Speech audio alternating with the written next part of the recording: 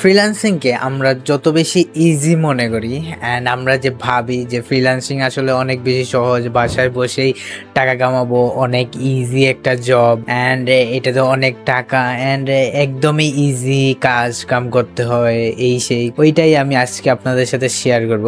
আসলে এর বিপরীত, ফ্রিল্যান্সিং এর মতো কষ্টের কাজ আর কিছুই নেই।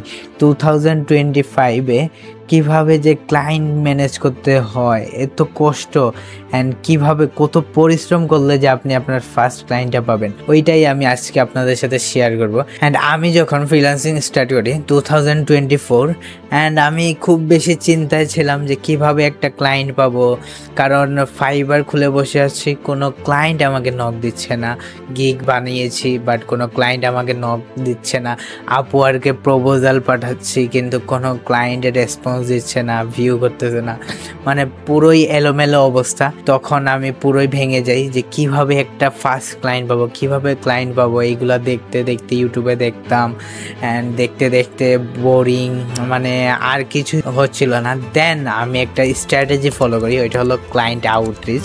তো আজকের ভিডিওতে আমি ওইটাই শেয়ার করব। কেন জানি মনে হলো যে আজকে আমি এমন একটা ভিডিও বানাই যেটা যারা নতুন ফ্রিল্যান্সিং শুরু করবে, যারা অ্যান্ড যারা ফ্রিল্যান্সিং করতেছে ক্লায়েন্ট খুঁজে পাচ্ছে না, তাদের জন্য অনেক বেশি হেল্প করবে।